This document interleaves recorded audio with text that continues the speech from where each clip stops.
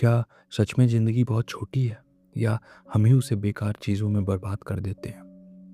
आज हम बात करेंगे एक ऐसे इंसान के काम की जिसने 2000 साल पहले यह कहा था कि ज़िंदगी छोटी नहीं होती, हम उसे छोटा बना देते। यह विचार है लूसियस एनियस सेनेका के, जो एक रोमन दार्शनिक थे, एक रोमन फिलोसोफर थे और स्टोइक दर्शन के सबसे गहरे विचारकों में से एक थे। उनकी यह रचना ओरिजिनली दे ब्रेविताते विताए यानी जिंदगी की छोटी अवधि पर असल में 3 हिस्सों में हमें यह समझाती है कि हम अपनी ज़िंदगी को खुद कैसे बर्बाद करते हैं और हम उसे कैसे मीनिंगफुल यानी अर्थपूर्ण बना सकते हैं। हो सकता है आप भी कभी ऐसा महसूस करते हो कि आपका पूरा दिन खत्म हो जाता है लेकिन आपने कुछ किया ही नहीं, और धीरे धीरे ज़िंदगी भी ऐसे ही खत्म होती जा रही है। तो चलिए शुरू करते हैं पूरे काम को पहले भाग से। ज़्यादातर लोग पॉलिनस प्रकृति की कंजूसी पर शिकायत करते हैं कि हमें जो जीवन मिला है वो बहुत छोटा है, और यह जो थोड़ा सा वक्त हाथ में आया है वो इतनी तेजी से बीत जाता है कि कुछ गिने चुने लोगों को छोड़कर बाकी सबके लिए ज़िंदगी उस वक्त खत्म हो जाती है जब वो अभी उसके लिए तैयार भी नहीं हुए होते। यह शिकायत सिर्फ आम आदमी की नहीं है, न सिर्फ उस अनपढ़ भीड़ की जो हर चीज पर कराती रहती है। यही पीड़ा बड़े बड़े विद्वानों के भीतर भी है। इसीलिए महान चिकित्सक हिपोक्रेट्स ने कहा था, जीवन छोटा है, कला लंबी। इसीलिए अरस्तु ने भी, जो एक समझदार आदमी को शोभा नहीं देता, प्रकृति पर नाराजगी जताई थी कि उसने जानवरों को 5-10 मानव जीवन जितनी उम्र दी, जबकि इंसान को, जो एक बड़ी और फैली हुई नियति के लिए पैदा हुआ है, बहुत कम वक्त दिया। पर समस्या यह नहीं है कि हमें कम समय मिला है, समस्या यह है कि हम उसका बहुत बड़ा हिस्सा बर्बाद कर देते हैं। जिंदगी काफी लंबी है और अगर इसे सही तरीके से लगाया जाए तो यह सबसे बड़ी उपलब्धियों के लिए पर्याप्त है। पर जब इसे लापरवाही और ऐशो आराम में बहा दिया जाए, जब किसी काम की चीज पर खर्च ना किया जाए, तो आखिरकार मौत की अंतिम बाधा हमें एहसास दिलाती है कि वो बीत गया और हमें पता भी नहीं चला। हमें छोटा जीवन नहीं दिया गया, हम उसे छोटा बना लेते हैं। जैसे एक बड़ी और शाही दौलत किसी बुरे मालिक के हाथ पड़ते ही पल भर में उड़ जाती है, पर मामूली दौलत भी किसी अच्छे रखवाले के हाथ में देने पर इस्तेमाल के साथ बढ़ती जाती है, ठीक वैसे ही हमारा जीवन भी अगर सही ढंग से संभाला जाए तो भरपूर हो जाता है। तो प्रकृति पर क्यों शिकायत करें? उसने हमारे साथ भलाई की है। अगर तुम जानते हो कि इसका इस्तेमाल कैसे करें तो जिंदगी बहुत लंबी है। पर एक आदमी न बुझने वाली लालच की गिरफ्त में है तो दूसरा बेकार कामों की थका देने वाली लगन में डूबा है। एक शराब में भीगा हुआ है तो दूसरा आलस्य में सुस्त है। एक राजनीतिक महत्वाकांक्षा से चूर चूर है जो हमेशा दूसरों के फैसले पर निर्भर रहती है, तो दूसरा व्यापार के लोभ में भूमि और समुद्र पर भटकता फिरता है। कुछ लोग सेना की जिंदगी के जुनून में जलते रहते हैं, हमेशा दूसरों पर खतरा थोपने में या अपने खतरे की चिंता में। कुछ लोग बड़े लोगों की चापलूसी में खुद को गुलाम बना लेते हैं, एक ऐसी गुलामी जो उन्होंने खुद चुनी है। बहुत से लोग या तो दूसरों की दौलत के पीछे भाग रहे हैं या अपनी दौलत पर रोते रहते हैं। बहुत से लोगों का कोई पक्का लक्ष्य ही नहीं है, वो एक बदलती, अस्थिर और खुद से कभी राजी न होने वाली चंचलता में बार बार नई योजनाएं बनाते और तोड़ते रहते हैं। कुछ लोगों के जीवन का कोई मकसद ही नहीं होता और मौत उन्हें उस वक्त दबोच लेती है जब वो आलस्य में जम्हाइया ले रहे होते हैं। इसीलिए मुझे उस महान कवि वर्जिल की बात पर शक नहीं होता।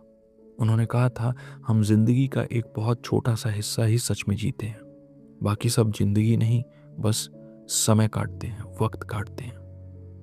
बुराइयां हर तरफ से इंसान को घेरती हैं और उसे उठने नहीं देती। वो सच को देखने के लिए आंखें नहीं उठा पाता, बस अपनी इच्छाओं में दबा और धंसा रहता है। कभी कभी थोड़ी शांति मिलती भी है तो जैसे हवा थमने के बाद भी गहरे समुद्र में लहरें बनती रहती हैं, वैसे ही वो अपनी इच्छाओं से कभी पूरी तरह मुक्त ही नहीं हो पाता।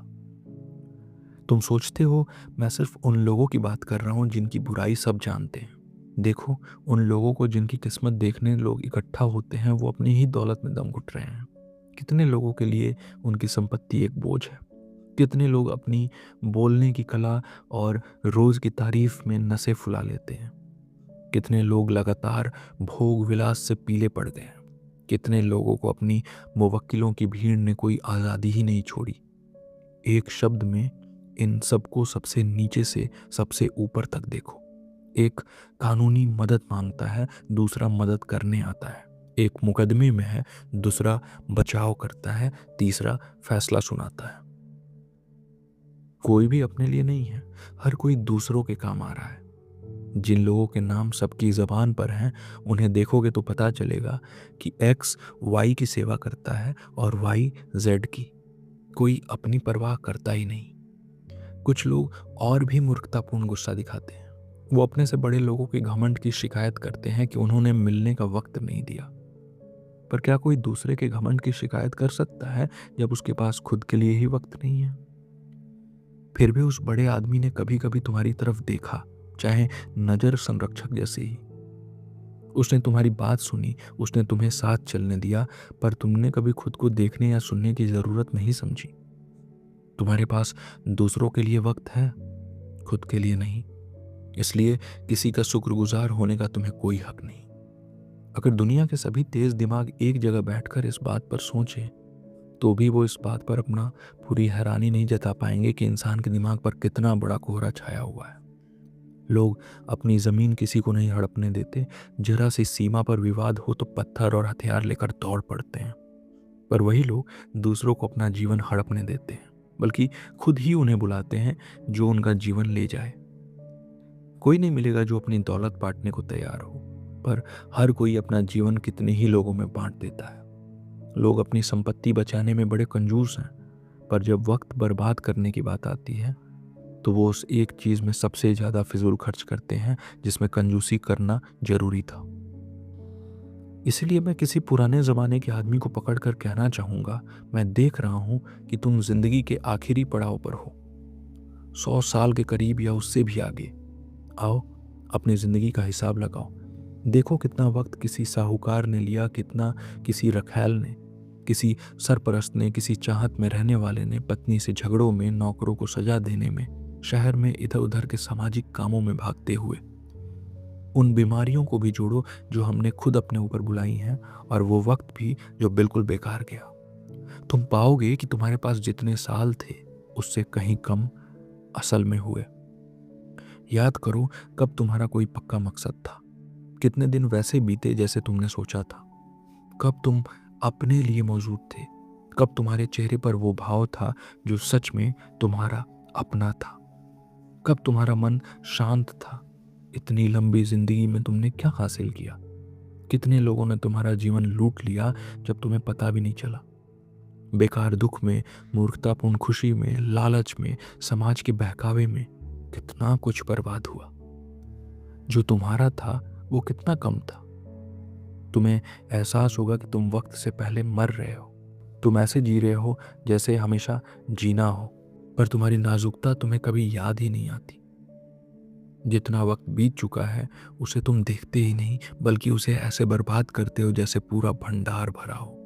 जबकि उसी दिन को जो तुम किसी और पर या किसी काम पर लुटा रहे हो, वो तुम्हारा आखिरी दिन हो सकता है। डर में तुम इंसान की तरह काम करते हो, इच्छाओं में अमर की तरह।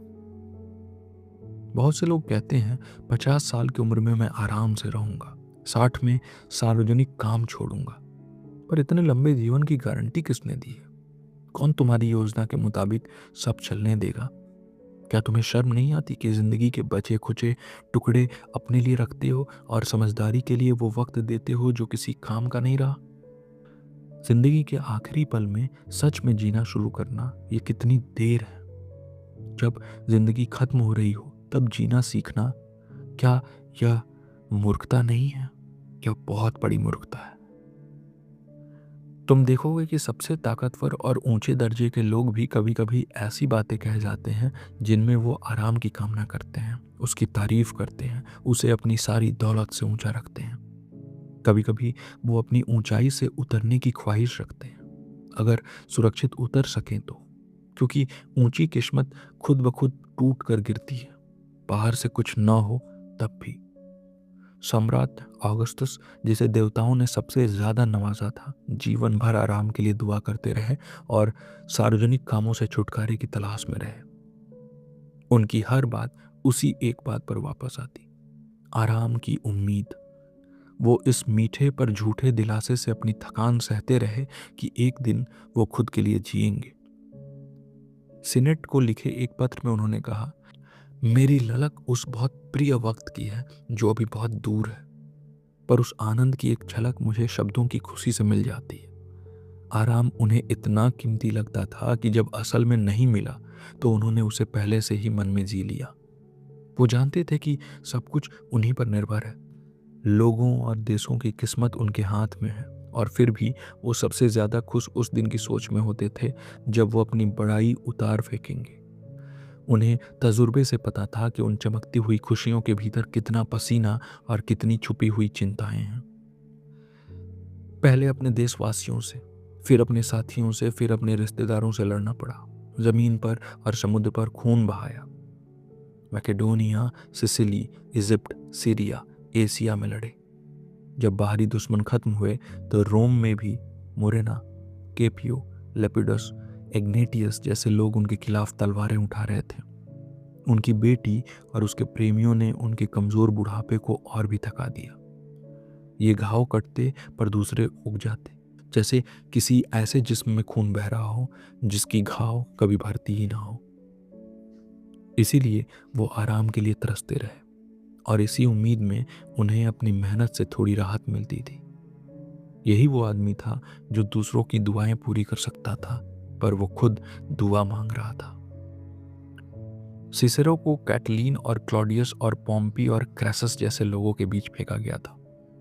कुछ खुले दुश्मन, कुछ संदिग्ध दोस्त। जब राज्य पर आंधी आई तो उन्होंने उसे थामने की कोशिश की, पर अंत में वो खुद भी बह गए। न सुख में चैन, न मुसीबत में धैर्य। और वो पद जिसकी वो तारीफ किए बिना नहीं थकते थे, उसी पर वो कितनी बार कोसते थे। पॉम्पी की हार के बाद उन्होंने एटिकस को एक चिट्ठी में लिखा, मैं टस्कुलम में एक कैदी की तरह रह रहा हूँ। फिर पुरानी जिंदगी पर पछतावा, मौजूदा हालात पर शिकायत, आगे पर मायूसी। सिसरो ने खुद को आधा कैदी कहा, पर सच में समझदार आदमी इतना नीचे कभी नहीं जाता। वो आधा कैदी नहीं होता, वो हमेशा पूरी तरह आजाद होता है, अपना मालिक सबसे ऊपर। क्योंकि किस्मत से ऊपर उठे आदमी के ऊपर और क्या होगा।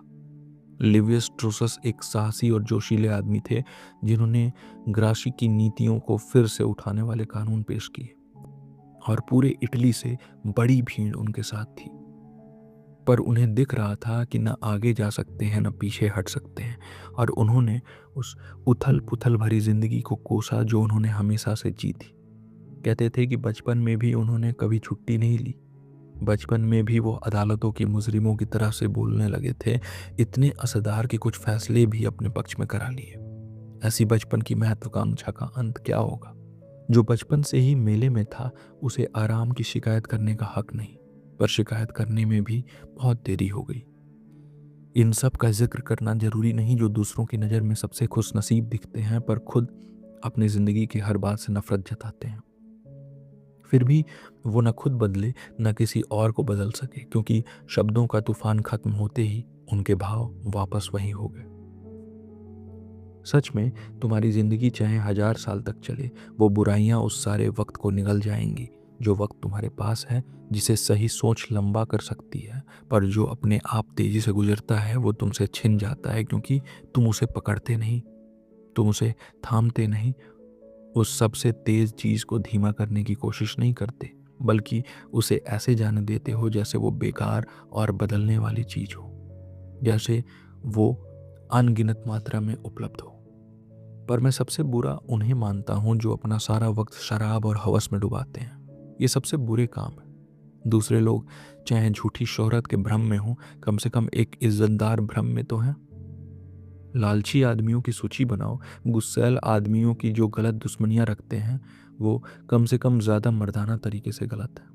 पर जो पेट और हवस की राह पर दौड़ते हैं वो बेशर्मी के दाग लिए चलते हैं। इन सब के वक्त का हिसाब लगाओ।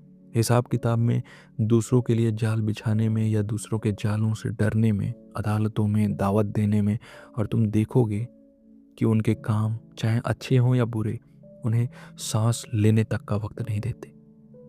और यह भी माना गया है कि कोई भी काम तब सही से नहीं किया जा सकता जब मन पर और कोई बोझ हो।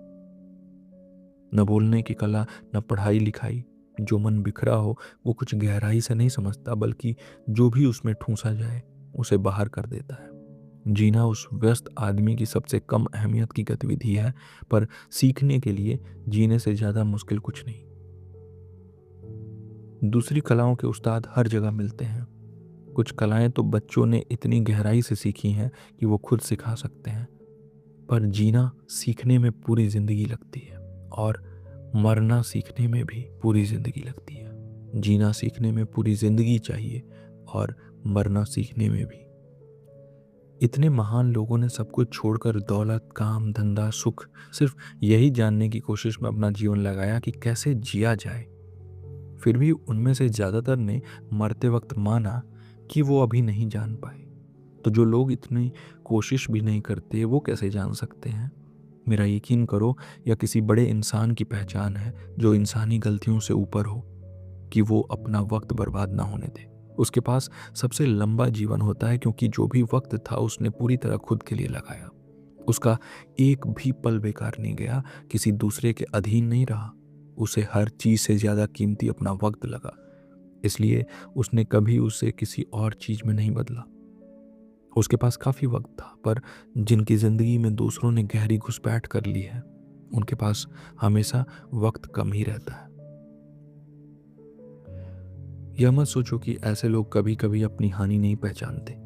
तुम उनमें से बहुतों को, जिन पर बड़ी दौलत का बोझ है, अपने मुवक्किलों की भीड़ में या अदालतों में चीखते सुनोगे, जीना नामुमकिन है। और यह सच है। जो लोग तुम्हें अपनी तरफ बुलाते हैं, वो तुम्हें खुद से दूर कर देते हैं। उस मुकदमेबाज ने तुम्हारे कितने दिन लिए? उस नेता ने? वो बूढ़ी औरत जो बार बार अपने वारिसों को दफनाती है? वो आदमी जो बीमार होने का नाटक करके मरने की राह देखने वालों को लालच दिलाता है? वो असरदार दोस्त जो तुम जैसे लोगों की दोस्ती के लिए नहीं बल्कि दिखावे के लिए रखता है? बताओ तो, अपने जीवन के दिनों की गिनती करो। बहुत कम, बचे कुछ ही बेकार तुम्हारे लिए बचे होंगे। एक आदमी जो वो चाहता था वो पाने के बाद उसे छोड़ना चाहता है, और बार बार कहता है, क्या यह साल कभी खत्म होगा? दूसरों ने खेल करवाना बड़ा काम समझा, पर करवाने के बाद कहता है, इससे कब छुटकारा मिलेगा? वो वकील जिसे हर तरफ से लोग घिरे हैं, वो कहता है, कब छुट्टियां आएंगी? सब लोग अपनी जिंदगी को आगे धकेलते रहते हैं, भविष्य की चाहत और मौजूदा वक्त से ऊब से परेशान। पर जो आदमी अपना हर काम अपने लिए करता है, जो हर दिन को इस तरह जीता है जैसे वो आखिरी दिन हो, वो ना अगले दिन की तमन्ना करता है और ना उससे डरता है, क्योंकि कौन सी नई खुशी उसे कोई घड़ी दे सकती है। उसने सब कुछ आजमाया है, सब कुछ भरपूर भोगा है। आगे जो भी हो किस्मत पर निर्भर है, पर उसकी जिंदगी अब सुरक्षित है। उस जिंदगी से कुछ नहीं छीना जा सकता, और जो दिया जाए वो एक पहले से भरे हुए आदमी को दिया गया खाना है, जो वो नहीं चाहता पर रख सकता है। इसलिए सफेद बाल और झुर्रियां देखकर यह मत सोचो कि उसने लंबा जीवन जिया। उसने लंबे वक्त तक सांसें जरूर ली हैं, पर जिया नहीं है।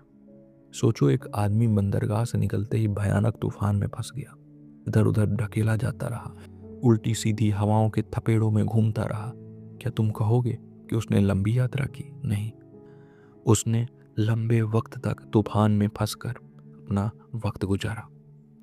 मुझे हमेशा हैरानी होती है, कुछ लोग दूसरों का वक्त मांगते हैं और बड़ी आसानी से पा भी जाते हैं।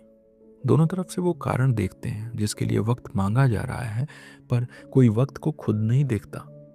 जैसे कुछ मांगा ही नहीं जा रहा, कुछ दिया ही नहीं जा रहा। वो जिंदगी की सबसे कीमती चीज के साथ खेलते हैं, क्योंकि यह दिखती नहीं।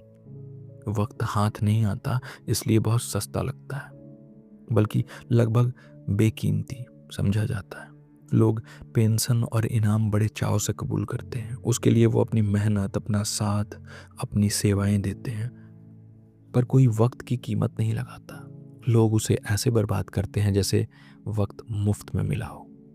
पर अगर मौत उन्हें डराए तो देखो कैसे डॉक्टरों के पांव पकड़ते हैं। अगर फांसी का डर हो तो सब कुछ लुटाने को तैयार हो जाते हैं ज़िंदगी बचाने के लिए, उस वक्त को पाने के लिए। कितना उल्टापन है इनके भावों में। पर अगर हर इंसान के सामने जैसे बीते हुए सालों का हिसाब होता है वैसे ही आने वाले सालों का भी दिख जाए, तो जिनके सामने कुछ ही साल नजर आए वो कितना घबरा जाएंगे ना, और कितनी सावधानी से उसे इस्तेमाल करेंगे। हालांकि जो कम हो पर तय हो उसे संभालना आसान है, लेकिन जो पता ही नहीं कि किस पल खत्म हो जाए उसे बचाने में ज्यादा ध्यान देना चाहिए। पर यह मत सोचो कि ये लोग वक्त की कीमत नहीं जानते। वो अपने प्रिय लोगों से कहते हैं कि वो उन्हें अपने कुछ साल दे देंगे, और वो देते भी हैं बिना जाने। पर यह तोहफा ऐसा है कि जो देता है वो खोता है बिना दूसरे को कुछ जोड़े। कोई वो साल वापस नहीं लाएगा, कोई तुम्हें तुम तक वापस नहीं पहुंचाएगा। जिंदगी उस रास्ते पर चलेगी जो उसने पहले दिन से चुना, न पलटेगी न रुकेगी। कोई शोर नहीं मचाएगी, कोई इशारा नहीं देगी, बस चुपचाप गुजर जाएगी। न किसी राजा के हुक्म से लंबी होगी, न किसी जनता की मोहब्बत से। जैसे पहले दिन चली थी वैसे ही चलते रहेगी, कहीं न रुक कर न मुड़ कर। तो क्या होगा, तुम व्यस्त रहे, जिंदगी आगे बढ़ती रही, और मौत आ जाएगी और तुम्हारे पास चुनाव नहीं होगा। इससे ज्यादा बेवकूफ़ी क्या हो सकती है उन लोगों से जो अपनी दूरदर्शिता यानी अपनी फोर साइट पर घमंड करते हैं। वो खुद को इसलिए व्यस्त रखते हैं ताकि बेहतर जिंदगी जी सकें, पर जिंदगी को बेहतर बनाने की जुगत में ही जिंदगी बिता देते हैं। वो अपने लक्ष्य बहुत दूर के भविष्य पर टिका कर रखते हैं, पर टालना जिंदगी की सबसे बड़ी बर्बादी है। यह हर दिन को छीन लेता है, आज को कल का वादा करके नकार देता है। जीने की सबसे बड़ी रुकावट है उम्मीद, जो कल पर टिकी रहती है और आज को खो देती है। तुम किस्मत के हाथ में जो है उसे सजा रहे हो, और जो तुम्हारे हाथ में है उसे छोड़ रहे हो। तुम किस तरफ देख रहे हो, किस लक्ष्य की तरफ दौड़ रहे हो, पूरा भविष्य अनजाना है। अभी जियो, इसी पल में जियो। उस महान कवि वर्जिल को सुनो जिसने जैसे किसी प्रेरणा से कहा था कि दुखी इंसानों के लिए जिंदगी का सबसे सुंदर दिन हमेशा पहले भागता है। क्यों इंतजार करते हो? कवि का यही मतलब है। अगर पहले ना थामा तो भाग जाएगा, और पकड़ लो तो भी भागेगा। इसलिए वक्त की रफ्तार के साथ अपनी रफ्तार मिलाओ। उस तेज बहती नदी से पानी पी लो जो हमेशा नहीं बहेगी। यह भी ध्यान दो, कवि ने सबसे सुंदर उम्र नहीं, सबसे सुंदर दिन कहा था। तुम चाहे कितने भी लालची हो, तुम महीनों और सालों की कतार क्यों ना बनाए रहते हो, कवि दिन की बात कर रहा है, और इसी दिन की जो अभी निकल रहा है। क्या इसमें शक है कि दुखी इंसानों के लिए यानी व्यस्त लोगों के लिए सबसे सुंदर दिन हमेशा पहले जाता है? वो जल्दी भाग जाता है। जब वो बुढ़ापे में पहुंचते हैं तो मन अभी भी बच्चे जैसा होता है। बुढ़ापे के लिए कोई तैयारी नहीं की, वो अचानक आ धमका। जैसे यात्री बातचीत में या पढ़ने में या किसी गहरी सोच में खो जाते हैं और पता ही नहीं चलता कि कब मंजिल आ गई। ऐसे ही इस बिना रुकी और बहुत तेज जिंदगी की यात्रा में जो जागते सोते एक ही रफ्तार से होती है, व्यस्त लोगों को पता ही नहीं चलता कि यात्रा कब खत्म हो गई। अगर मैं इस विषय को अलग अलग भागों में बांटकर दलीलें देना चाहूँ तो ऐसी बहुत सी बातें मिल जाएंगी जो साबित करें कि व्यस्त लोगों के लिए ज़िंदगी बहुत छोटी है। पर फैबियनस, जो आज के अकादमिक दार्शनिकों में से नहीं बल्कि पुरानी असल किस्म के थे, कहते थे कि बुराइयों पर तर्क से नहीं बल्कि ताकत से हमला करना चाहिए। दुश्मन की लाइन को सुई की नोक से नहीं, जोरदार हमले से तोड़ा जाता है। बुराइयों को कुचलना पड़ता है, कुरेदने से काम नहीं चलता। जिंदगी 3 हिस्सों में बटी हुई है: बीता हुआ जिंदगी, मौजूदा जिंदगी और आने वाली जिंदगी। इनमें से मौजूदा जिंदगी छोटा है, आने वाला अनजाना है, बीता हुआ पक्का है। क्योंकि बीते हुए पर किस्मत का जोर नहीं चलता, उसे किसी के काबू में नहीं लाया जा सकता। यही वो चीज़ है जो व्यस्त लोग खो देते हैं। उनके पास पीछे देखने का वक्त नहीं, अगर हो भी तो जिन कामों में शर्म आए उन्हें याद करना सुखद नहीं लगता। इसलिए वो उस वक्त की तरफ मुंह नहीं फेरते जो बुरे तरीके से बीता, जिसे वो दोबारा जीने की हिम्मत नहीं करते अगर उनकी बुराइयां याद में साफ दिखने लगे। पर वो बीता हुआ वक्त वो पवित्र और कीमती जमीन है जो सभी इंसानी खतरों से परे है, किस्मत के राज से बाहर है। जिसे न ज़रूरत डरा सकती है, न बीमारी छीन सकती है। इसे अशांत नहीं किया जा सकता, छीना नहीं जा सकता। यह एक टिकी हुई, हमेशा रहने वाली दौलत है।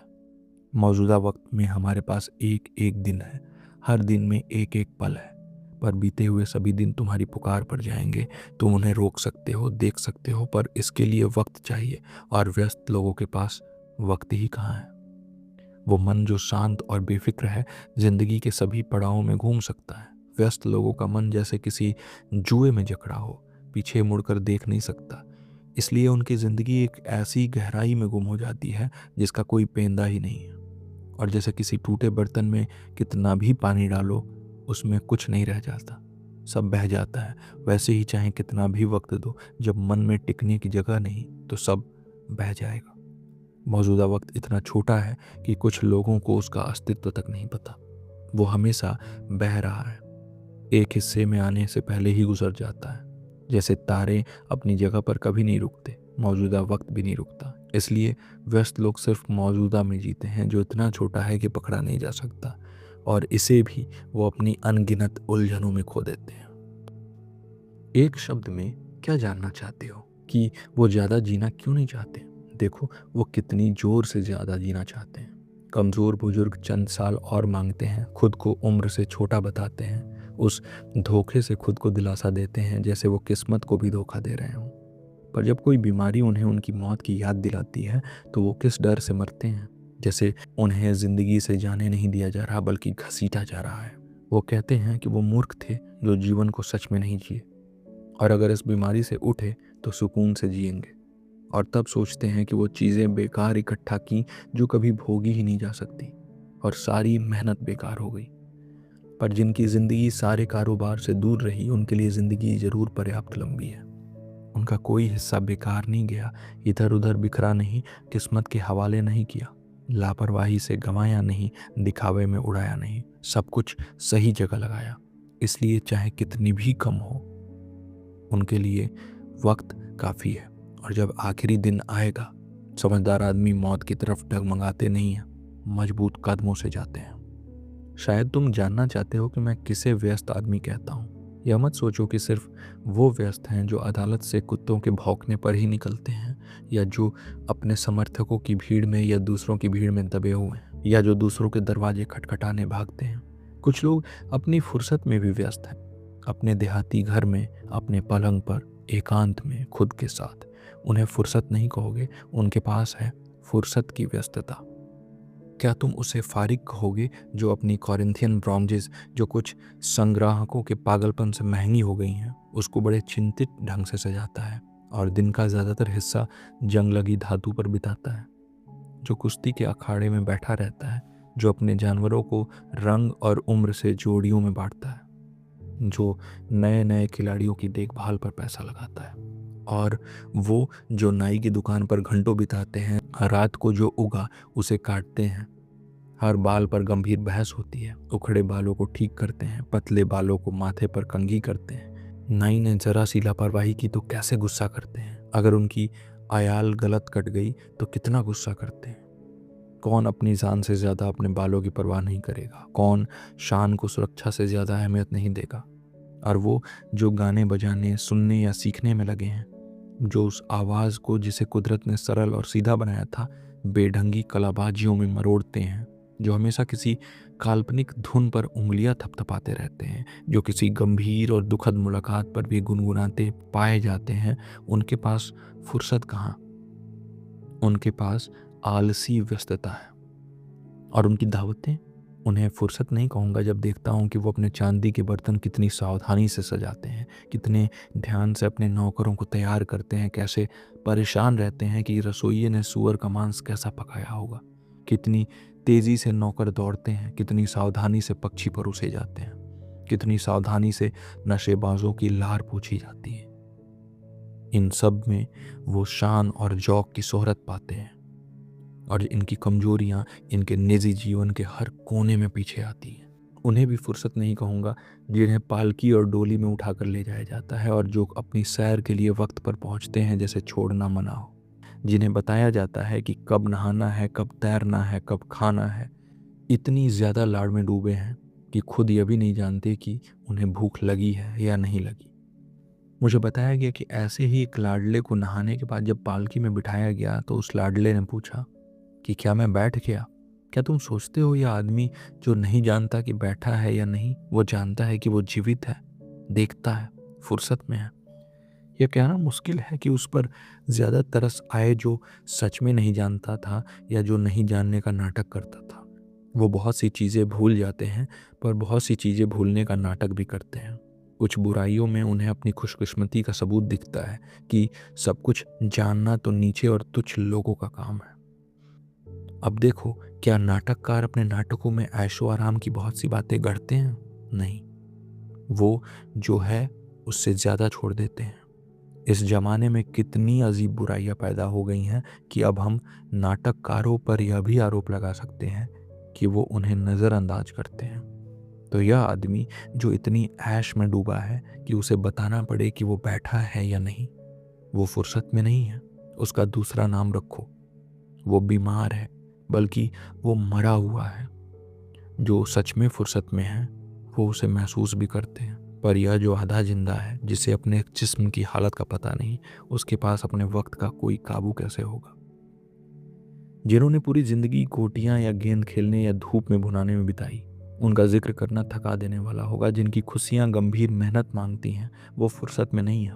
कोई इस बात पर ऐतराज नहीं करेगा कि जो लोग बेकार साहित्यिक पढ़ाई में वक्त गंवाते हैं, वो व्यर्थ में व्यस्त है। रोम में अब ऐसे लोगों की बड़ी जमात है। या पहले यूनानियों की बीमारी थी। उलिसिस के कितने नाविक थे? लियाड पहले लिखी गई या ओडिसे? एक ही लेखक ने लिखी या नहीं? ऐसे सवाल जो अपने तक रखो तो कुछ ज्ञान नहीं बढ़ाते, बाहर बोलो तो विद्वान नहीं बल्कि बोर लगते हो। पर अब रोम भी इस बेकार ज्ञान के जोश में भर गया है। हाल ही में किसी को सुना जो बता रहा था कि किस रोमन सेनापति ने पहली बार क्या किया। जूलियस पहला था जिसने समुद्री लड़ाई जीती। क्यूरियस डेंटिटस पहला था जिसने हाथियों को जीत की शोभा यात्रा में शामिल किया। ये तथ्य भले ही असली शोहरत में कोई काम न दे, कम से कम राज्य सेवा की मिसालें जरूर हैं। पर इस बात की खोज कि क्लॉडियस ने पहली बार जहाज पर क्यों चढ़ा, इसलिए उन्हें कॉर्डेक्स कहा गया क्योंकि कई तख्तों को जोड़ने की संरचना को कॉर्डेक्स कहते थे। और टाइबर पर भोजन ढोने वाली नावें आज भी पुराना नाम कोडिकेराए से बुलाई जाती हैं। वेलेरियस कॉर्निवस ने पहली बार मेसाना जीता। वेलेरी परिवार में से पहला जिसे जीते हुए शहर का नाम मेसाना से मिला, जो आम बोलचाल में धीरे धीरे मेसाला हो गया। शायद तुम यह भी जानना चाहोगे कि लूसियस सुला ने सर्कस में पहली बार शेर खुले छोड़े और बोशस राजा ने उन्हें मारने के लिए भालेबाज भेजे। यह माफ भी किया जा सकता है, पर क्या यह किसी काम का है कि पॉम्पी ने सर्कस में पहली बार 18 हाथियों की लड़ाई करवाई, निर्दोष आदमियों को उनके सामने खड़ा करके? क्या इन बातों का कोई मतलब है? राज्य का एक नेता, और जैसा कहा जाता है पुराने नेताओं में नर्म दिल था, उसने सोचा कि इंसानों को नए तरीके से मारना यादगार तमाशा होगा। क्या मरने तक लड़ें? काफ़ी नहीं। क्या जंगली जानवर उन्हें नोचें? काफ़ी नहीं। विशाल जानवर उन्हें कुचल दें? ऐसी बातें भूल जाना बेहतर होगा, ताकि भविष्य में कोई ताकतवर इंसान इन्हें सीख कर आगे जाने की कोशिश ना करे। बड़ी दौलत इंसान के दिमाग पर कितना अंधेरा छा देती है। उस वक्त पॉम्पी ने खुद को कुदरत के नियमों से ऊपर समझा जब वो इतने दुखी इंसानों को विदेशी जानवरों के सामने फेंक रहा था। पर बाद में वो खुद अलेक्जेंड्रिया के धोखे में एक नीच गुलाम के हाथों छुरा खाने को तैयार हो गया। तब जाकर उसे एहसास हुआ कि उसके नाम में जुड़ा महान बेकार था, किसी काम का नहीं था। पर मुद्दे पर वापस आऊं, मेटलस ने सिसिली में जीत के बाद अपनी शोभा यात्रा में सभी रोमनों में से अकेले 120 हाथी आगे चलाए, और सुला रोमनों में आखिरी था जिसने शहर की धार्मिक सीमा पोमेरियम बढ़ाई। क्या एवेंटाइन हिल उस सीमा के बाहर है, इसलिए कि वहां जनता ने विद्रोह किया था? क्योंकि भले ही वो सब सच में कहते हों, किसकी गलतियां कम होंगी, किसकी भावनाएं काबू में आएंगी, कौन ज़्यादा आज़ाद, ज़्यादा इंसाफ वाला, ज़्यादा उदार बनेगा? हमारे फैबियनस कहते थे कि कभी कभी उन्हें हैरानी होती थी कि क्या किसी भी खोज में न लगना इन चीज़ों में उलझने से बेहतर है। सभी लोगों में से सिर्फ वही फुर्सत में हैं जो दर्शन के लिए वक्त निकालते हैं, जो फिलॉसफी के लिए टाइम निकालते हैं। सिर्फ वही सच में जीवन को जी रहे हैं। वो न सिर्फ अपनी ज़िंदगी की अच्छी तरह रखवाली करते हैं, बल्कि हर युग को अपना बना लेते हैं। उनसे पहले जो साल बीते वो सब उनके अपने ही हो जाते हैं। अगर हम नाशुक्रे नहीं हैं तो वो सभी महान लोग जिन्होंने पवित्र जीवन रास्ते बनाए, हमारे लिए पैदा हुए, हमारे लिए तैयार किए, दूसरों की मेहनत से हम उन चीज़ों तक पहुंचाए जाते हैं जो अंधेरे से उजाले में लाई गई हैं। हम किसी भी युग से बाहर नहीं हैं, सभी तक हमारी पहुंच है। अगर हम अपनी सोच को इंसानी कमजोरी की तंग सीमाओं से ऊपर ले जाने के लिए तैयार हों तो एक लंबा काल है जिसमें हम घूम सकते हैं। हम सुकरात के साथ बहस कर सकते हैं, कार्निदस के साथ शक में उतर सकते हैं, एपिक्यूरस के साथ एकांत साध सकते हैं, स्टोइक्स के साथ इंसानी फितरत को जीत सकते हैं, सिनिक्स के साथ उसकी हदों को लांघ सकते हैं। चूंकि कुदरत हमें हर युग से दोस्ती करने देता है, तो इस थोड़े और क्षणिक वक्त से मुंह फेर कर खुद को उस बीते हुए काल को क्यों न दें जो बेहद फैला हुआ और हमेशा रहने वाला है और बेहतर लोगों के साथ साझा किया जा सकता है। जो लोग सामाजिक कामों के लिए इधर उधर भागते रहते हैं, खुद को और दूसरों को परेशान करते हुए, जब वो अपना पागलपन भरा चक्कर पूरा कर लेते हैं, हर किसी के दरवाजे पर कोई खुला दरवाजा नहीं छोड़ते, दूर दूर के घरों में मतलबी सलाम लेकर जाते हैं, तो इतने बड़े और उलझे हुए शहर में कितने मिलेंगे ऐसे लोग? कितने नींद या आराम या रूखेपन की वजह से उन्हें मिलने नहीं देंगे? कितने लंबे इंतजार के बाद दौड़े हुए निकल जाएंगे? कितने किसी पिछले दरवाजे से निकल जाएंगे जैसे धोखा देना बाहर ना आने से भी ज़्यादा बेअदबी ना हो? कितने कल की शराब से आधे नशे में जम्हाइयाँ लेते हुए 1000 बार धीरे से नाम लेने पर मुश्किल से होठ हिलाकर उन बेचारों को सलाम करेंगे जिन्होंने अपनी नींद तोड़कर किसी और की राह देखी? असल में जो काबिल कामों में लगे हैं वो लोग वो हैं जो रोज जीनो, पाइथागोरस, डेमोक्रिटस और पढ़ाई लिखाई के सभी बड़े उस्तादों को और अरस्तु और थियोफ्रेस्टस को अपना सबसे करीबी दोस्त बनाना चाहते हैं। इनमें से कोई तुमसे मिलने के लिए ज़्यादा व्यस्त नहीं होगा, कोई अपने मिलने वाले को बिना खुशी और लगाव के नहीं जाने देगा, कोई खाली हाथ नहीं लौटाएगा। रात को और दिन को सभी के लिए उनके दरवाजे खुले हैं। इनमें से कोई तुम्हें मरने पर मजबूर नहीं करेगा, पर सब तुम्हें मरना सिखाएंगे। कोई तुम्हारे साल नहीं खाएगा, बल्कि हर कोई तुम्हारे साल में अपने साल जोड़ेगा। इनसे बातचीत खतरनाक नहीं, इनकी दोस्ती घातक नहीं है, इनकी सोहबत महंगी नहीं है। उनसे जो चाहे ले सकते हो, और अगर भरपूर नहीं लेते तो उनका दोष नहीं। यह क्या सुख है, कितना सुंदर बुढ़ापा है उसका जिसने खुद को इनका साथी बनाया। उसके ऐसे दोस्त होंगे जिनसे वो सबसे बड़े और सबसे छोटे मामलों पर राय ले सकेगा, जिनसे रोज अपने बारे में पूछ सकेगा, जो बिना अपमान के सच बताएंगे और बिना चापलूसी की तारीफ करेंगे, जो उसे एक मिसाल देंगे जिस पर वो खुद को ढाल सकें। इसीलिए दर्शन पढ़ने वाले ही सबसे ज़्यादा अच्छे तरीके से अपने वक्त को बिताते हैं।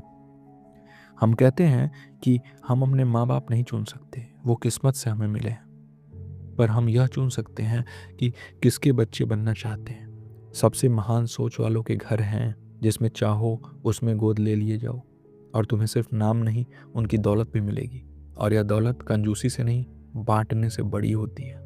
ये तुम्हें मरने के बाद भी जीने का रास्ता दिखाएंगे और तुम्हें उस ऊंचाई पर पहुंचाएंगे जहां से कोई नहीं गिराता। यही एकमात्र तरीका है मौत को लंबा करने का, बल्कि उसे अमरता में बदलने का। सम्मान, कब्रें, जो कुछ भी महत्वाकांक्षियों ने हुक्म से बनवाया या सार्वजनिक इमारतों में खड़ा किया, वो सभी नष्ट हो जाएंगे।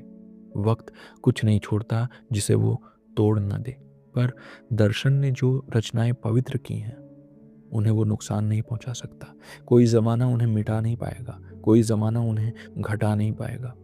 अगला और हर आने वाला ज़माना उनकी इज्जत और बढ़ाएगा, क्योंकि जलन जो पास होता है उस पर चलती है, पर हम दूर की चीज़ों को ज़्यादा खुलकर सराहते हैं। इसलिए दार्शनिक यानी फिलोसोफर की ज़िंदगी सभी दिशाओं में फैली है। वो उन्हीं हदों में नहीं बंधा जो बाकी सबकी है। वो अकेला उन कानूनों से आज़ाद है जो इंसानी नस्ल को बांधते हैं, और सभी ज़माने उसकी सेवा करते हैं जैसे वो कोई देवता हो। कुछ वक्त बीत गया, वो उसे याद में पकड़ता है। वक्त है, वो उसका फ़ायदा उठाता है। वक्त आने वाला है, वो उसका पहले से अंदाज़ा लेता है। इन सभी वक्तों का एक में मिलाप उसे एक लंबा जीवन देता है। पर जो अतीत को भूलते हैं, मौजूदा को नज़रअंदाज करते हैं और आगे से डरते हैं, उनकी ज़िंदगी बहुत छोटी और बेचैन है। जब वो उसके अंत तक पहुंचते हैं तो वो बेचारे बहुत दूर से समझते हैं कि इस सारे वक्त में वो कुछ नहीं कर रहे थे। या कि वो कभी कभी मौत की इच्छा करते हैं। इसका मतलब ये नहीं कि जिंदगी लंबी होगी, उनकी अपनी मूर्खता उन्हें बेचैन भावनाओं से सताती है, जो उन्हीं चीज़ों पर झपटती है जिनसे वो डरते हैं। वो कभी कभी मौत की इच्छा इसलिए करते हैं क्योंकि वो मौत से डरते हैं। यह भी कोई सबूत नहीं कि वो लंबा जी रहे हैं कि दिन अक्सर लंबा लगता है, या वो शिकायत करते हैं कि खाने के वक्त तक घंटे धीरे धीरे बीतते हैं, जैसे कि उन्हें उनकी व्यस्तताएं खत्म होती दिख रही हैं। वो बेचैन हो जाते हैं, नहीं जानते कि फुर्सत का क्या करें, वक्त कैसे बिताएं, इसलिए किसी और काम के लिए तड़पते हैं और बीच का सारा वक्त थका देने वाला है। जैसे कोई मुकाबला घोषित हो या कोई और तमाशे का इंतजार हो। वो उन बीच के दिनों को फांदना चाहते हैं, हर देरी उन्हें थकाती है। पर जब तमाशा आता है तो वो छोटा और तेज होता है, और उनकी अपनी गलती से और भी छोटा हो जाता है। वो एक खुशी से दूसरी की तरफ भागते हैं, एक इच्छा में टिक नहीं सकते। एक इच्छा पूर्ण की तो दूसरे की तरफ भाग गया। रातें तब लंबी नहीं लगती जो वो शराब या रंगरेलियों में बिताते हैं। इसीलिए कवियों का पागलपन, जो इंसानी कमजोरी को अपनी कहानियों से बढ़ावा देते हैं, जिनमें जुपिटर प्रेम के आनंद में खोकर रात को 2 गुना लंबा करता दिखाया गया है। क्या है यह? हमारी बुराइयों को देवताओं के उदाहरण से उकसाना। क्या ऐसे लोगों को रातें छोटी नहीं लगेंगी जो उन्हें इतनी ऊंची कीमत पर खरीदते हैं, रात के इंतजार में दिन गंवाते हैं और भोर के डर में रात गंवाते हैं? उनकी खुशियां भी बेचैन हैं और तरह तरह से डर में घिरी हुई हैं। और उनकी खुशी की ऊंचाई पर भी अब परेशान करने वाला ख्याल आता है कि यह खुशी कब तक चलेगी। इसी भाव ने राजाओं को अपनी सत्ता पर रुलाया है। वो अपनी किस्मत की बढ़ाई से उतने खुश नहीं थे जितने उसके खत्म होने के डर से दहशत में थे।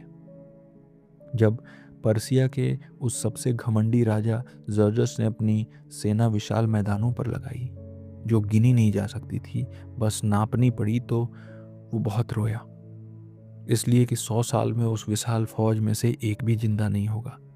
पर जो रो रहा था वही उनकी मौत का कारण बनने वाला था। कुछ को समुद्र में डुबोएगा, कुछ को जमीन पर, कुछ को लड़ाई में, कुछ को भागते हुए, और बहुत जल्दी वो सबको खत्म कर देगा जिनके 100 साल की उसे चिंता थी। और उनकी खुशियां भी बेचैन हैं। क्यों? इसलिए कि वो किसी पक्की बुनियाद पर नहीं टिकी, बल्कि जितनी बेवजह उठती हैं उतनी ही बेवजह हिलती हैं। जितनी बड़ी नेमत उतनी ज़्यादा चिंता। और जब किस्मत सबसे ज़्यादा मुस्कुराए तो उस पर सबसे कम भरोसा करना चाहिए। दौलत बनाए रखने के लिए और दौलत चाहिए, और जो दुआएं पूरी हुई उन्हें टिकाने के लिए और दुआएं। जो कुछ भी किस्मत से आता है वो डवाडोल होता ही है, और जितना ऊपर आप उठोगे उतना गिरने की संभावना ज़्यादा होती है। जो गिरने वाला हो उसे कोई खुश नहीं होता। तो इन लोगों के लिए ज़िंदगी न सिर्फ बहुत छोटी होगी बल्कि बहुत दुखद भी होगी। वो जो चाहते हैं उसे बड़ी मेहनत से पाते हैं और पाने के बाद बड़ी बेचैनी से संभालते हैं। इस बीच वो उस वक्त का कोई हिसाब नहीं रखते जो वक्त कभी वापस नहीं आएगा। नई व्यस्तताएं पुरानी की जगह ले लेती हैं, उम्मीद और उम्मीद जगाती है, लालच और लालच बढ़ाती है। वो अपनी तकलीफ का अंत नहीं ढूंढते, बस उसकी वजह बदल देते हैं। हमारे सार्वजनिक सम्मान ने तकलीफ दी और हम किसी और के सम्मान पर ज़्यादा वक्त लगाते हैं। हमने उम्मीदवार बनने की झंझट छोड़ी और दूसरों के लिए प्रचार शुरू कर दिया। मुकदमेबाजी की झंझट छोड़ी तो जज बन गए। जज रहे तो अदालत के मुखिया। एक आदमी जो दूसरे की संपत्ति तनख्वाह पर संभालते संभालते बूढ़ा हो गया, उसके बाद सारा वक्त अपनी संपत्ति की देखभाल में लगा रहा। मैरियस को फौज से छुट्टी मिली तो कॉन्सुलशिप में व्यस्त हो गए। क्विंटियस को अपनी तानाशाही से जल्दी छुटकारा मिलना था, पर उन्हें हल से वापस बुला लिया जाएगा। स्किपियो कार्थाजिनियंस के खिलाफ जाएगा तजुर्बे से पहले। हैनिबल को जीतेगा, एंटियोकस को जीत लेगा। अपने कॉन्सुलशिप में महान अपने भाई की जमानत अगर खुद न रोकते तो जुपिटर के बराबर खड़े होते, पर राज्य का झगड़ा अपने रक्षक को सताएगा, और जिसने जवानी में देवताओं के लायक सम्मान ठुकराए थे वो बुढ़ापा में एक जिद्दी जलावतनी में सुकून ढूंढेगा। हमेशा चिंता की वजह रहेगी, चाहे दौलत हो या तकलीफ। जिंदगी व्यस्तताओं की एक कड़ी में चलती रहेगी। हम हमेशा आराम की तमन्ना रखेंगे, पर आराम हम कभी नहीं पाएंगे। इसीलिए प्रीपोलिनस, भीड़ से खुद को निकालो, और जितना तुम्हारी उम्र से ज्यादा तूफानों में उछले हो, अब एक शांत बंदरगाह में लौटो। सोचो कितनी लहरों का सम्मान किया, कितने तूफान झेले, कुछ निजी जिंदगी में झेले, कुछ सार्वजनिक जिंदगी में खुद पर बुलाए। तुम्हारे गुण ने काफ़ी देर तक खुद को दिखाया जब तुम मेहनत की मिसाल थे। आजमाओ कि वो फुर्सत में कैसा काम करता है। तुम्हारी ज़िंदगी का बड़ा हिस्सा, ज़रूर बेहतर हिस्सा राज्य को दे दिया। अपने वक्त का कुछ हिस्सा खुद के लिए भी ले लो। मैं तुम्हें बेकार या बेमकसद आलस्य की तरफ नहीं बुला रहा, न उस नींद और भीड़ की खुशियों में डुबोने की बात कर रहा हूँ। यह सुकून नहीं है। जब तुम सेवानिवृत्त होगे और मन की शांति में होगे तो तुम्हें उससे ज़्यादा ज़रूरी काम मिलेंगे जो तुमने अब तक जोश से किए। तुम दुनिया का हिसाब उतनी सावधानी से करते हो जितना किसी दूसरे का करते हो, उतनी ही सावधानी से करते हो जितना खुद का करते हो, उतनी ही ईमानदारी से तुम अपने राज्य का भी हिसाब करते हो। तुम उस काम में पसंद किए जाते हो जिसमें नापसंद होना बहुत आसान है। पर मेरा यकीन करो, अपने ज़िंदगी का हिसाब समझना अनाज के व्यापार का हिसाब समझने से बेहतर है। उस तेज़ दिमाग को जो सबसे बड़ी जिम्मेदारियां संभालने में सक्षम है, इस काम से हटाओ जो इज्जतदार जरूर है पर सुखी ज़िंदगी के लिए बना ही नहीं। और सोचो, तुम्हारी सारी जवानी में पढ़ाई लिखाई का मकसद यह नहीं था कि अनाज की हजारों मात्राएं तुम्हारे हाथ में सुरक्षित सौंपी जाएं। तुमने अपने आप से बड़ी और ऊंची चीज़ों का वादा किया था। ऐसे पूरी तरह लायक और मेहनती लोगों की कमी नहीं होगी, पर भार उठाने के लिए भारी जानवर शानदार घोड़ों से ज़्यादा सही हैं। इनकी रफ्तार को भार से कौन दबाएगा? सोचो भी तो, इतनी बड़ी जिम्मेदारी उठाने में कितनी बेचैनी है। तुम इंसान के पेट से निपट रहे हो। भूखी जनता न तर्क सुनती है, न अच्छे बर्ताव से नरम होती है, न किसी अपील से डिगती है। हाल ही में कुछ ही दिन कैलिगुला के मरने के बाद, जब उसने 7-8 दिन का अनाज बचा रखा था, जबकि नावों पर पुल बनाकर खेल रहा था और साम्राज्य की ताकत से खिलवाड़ कर रहा था, हम उस सबसे बुरी हालत के करीब थे जो घिरे हुए लोगों के लिए भी बुरी होती है। अनाज की कमी। किसी पागल और घमंडी विदेशी राजा की नकल ने शहर को बर्बादी और भुखमरी की कगार पर ला दिया था। जिन लोगों के हाथ में अनाज की जिम्मेदारी थी, जब पत्थरों, हथियारों, आग और कैलिगुला से खतरा था, उनकी क्या हालत रही होगी? उन्होंने राज्य के पेट में छुपी बड़ी बीमारी को बड़ी होशियारी से छुपाए रखा, और यह सही था। कुछ बीमारियां मरीज की जानकारी के बिना ही ठीक होती हैं। उनकी बीमारी का ज्ञान ही बहुतों के मौत के कारण बन जाता है। उन कामों की तरफ जाओ जो शांत है, सुरक्षित है और ज़्यादा जरूरी है। क्या यह एक ऐसी बात है, अनाज के गोदामों में ले जाने की निगरानी करना, कि ढोने वालों की बेईमानी या लापरवाही से खराब ना हो, कि नमी से बचाया जाए, कि तोल और माप ठीक मिले, या उन पवित्र और ऊंचे अध्ययनों में लगना जिनसे तुम जानोगे कि खुदा का सार क्या है, उसकी मर्जी, उसकी ज़िंदगी, उसका रूप, आत्मा का क्या होगा। कुदरत जिस्म से मुक्त होने के बाद हमें कहाँ ले जाती है? मरने के बाद क्या होता है? इस दुनिया के सबसे भारी तत्वों के बीच में क्या शक्ति टिकाती है? हल्के तत्वों को क्या ऊपर रखता है? आग को सबसे ऊंचे भाग में क्या ले जाता है और तारों को उनकी सही चालों से क्या चलाता है? और ऐसी और भी बहुत सी चीज़ें हैं जो तुम्हें हैरत अंगेज कर देंगी। तुम्हें ज़मीन से उठकर इन अध्ययनों की तरफ जाना चाहिए। अभी जब खून गर्म है, जोर के साथ बेहतर चीज़ों की तरफ बढ़ो। इस तरह की ज़िंदगी में बहुत कुछ मिलेगा जो सीखने लायक है। अच्छाइयों का प्यार और अभ्यास, भावनाओं को भुलाना, जीना और मरना सीखना, और गहरे सुकून की ज़िंदगी। सभी व्यस्त लोगों की हालत दुखद है, पर सबसे दुखद वो हैं जो अपनी व्यस्तताओं में भी नहीं, दूसरों की व्यस्तताओं में हैं। जो किसी और की नींद के हिसाब से सोते हैं, किसी और की चाल के हिसाब से चलते हैं, जो सबसे आज़ाद चीज़ों में यानी प्यार और नफ़रत में हुक्म मानते हैं। अगर ऐसे लोग जानना चाहें कि ज़िंदगी कितनी छोटी है, तो सोचो कि उनका हिस्सा कितना छोटा है। इसलिए जब तुम किसी आदमी को बार बार सार्वजनिक पद पर देखो या किसी का नाम बार बार बाजार में सुनो, उस पर रश्क मत करो। ये चीज़ें ज़िंदगी की कीमत पर जीती जाती हैं। एक साल अपने नाम से दर्ज हो, इसके लिए वो अपने सारे साल बर्बाद कर देंगे।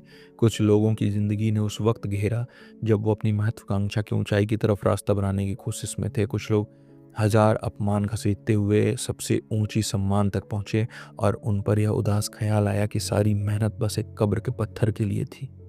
कुछ लोग अपने बुढ़ापे को नई उम्मीदों के साथ ढालने की कोशिश करते हैं, जैसे वो जवानी हो, पर कमज़ोर जिस्म उन कोशिशों के बीच जवाब दे देता है।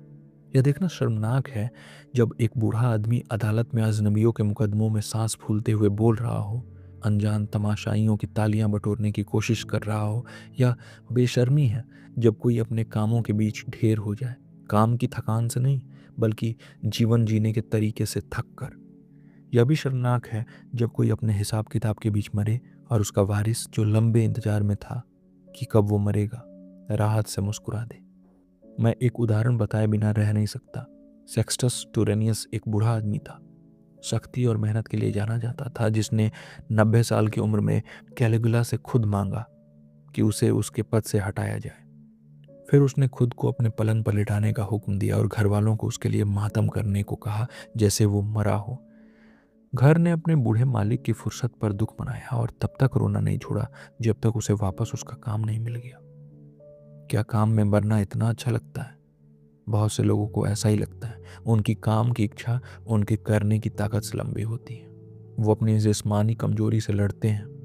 बुढ़ापे को वो सिर्फ इसलिए तकलीफदेह मानते हैं क्योंकि वो उन्हें किनारे कर देता है। कानून 50 साल के बाद किसी को फौजी और 60 के बाद सेनेटर नहीं रहने देता, पर लोगों के लिए कानून से नहीं, खुद से फुर्सत लेना ज़्यादा मुश्किल है। इस बीच जब वो एक दूसरे को लूटते हैं और लुटते हैं, जब वो एक दूसरे की शांति भंग करते हैं और एक दूसरे को दुखी करते हैं, उनकी जिंदगियां बिना सुकून के, बिना खुशी के, बिना मानसिक बढ़त के गुजर जाती हैं। कोई मौत को सामने नहीं रखता, कोई दूर की उम्मीदों से बाज नहीं आता, बल्कि कुछ लोग जिंदगी से आगे की चीजें भी तय करते हैं। बड़े विशाल मकबरे, सार्वजनिक इमारतों की भेंट, मरने के बाद के तमाशे और शानदार दफन। पर सच में ऐसे लोगों की अंतिम विदाई मशालों और मोमबत्तियों के साथ होनी चाहिए, जैसे उन्होंने बहुत छोटा जीवन जिया हो। तो यह था डे ब्रेविटाटे विटाए, यानी on the shortness of life, जिसे लिखा है सेनेका ने। सेनेका की यह रचना हमें याद दिलाती है कि जिंदगी छोटी नहीं है, हम ही उसे छोटा बना देते हैं। अगर यह विचार आपको सोचने पर मजबूर कर रहे हैं तो आगे भी हमारे साथ बने रहिए। इस सीरीज में हम आगे 2 और एसेज लेके आएंगे जो इसी के पार्ट हैं। आप सुन रहे थे रीड विद प्रतीक। अगर आप हमें YouTube पर सुन रहे हैं तो हमारे चैनल को सब्सक्राइब करिए, वीडियो को लाइक करिए और आपके फीडबैक कमेंट सेक्शन में शेयर करिए। और अगर हमें Spotify पर सुन रहे हैं तो हमें फॉलो करिए और रेटिंग्स दीजिए।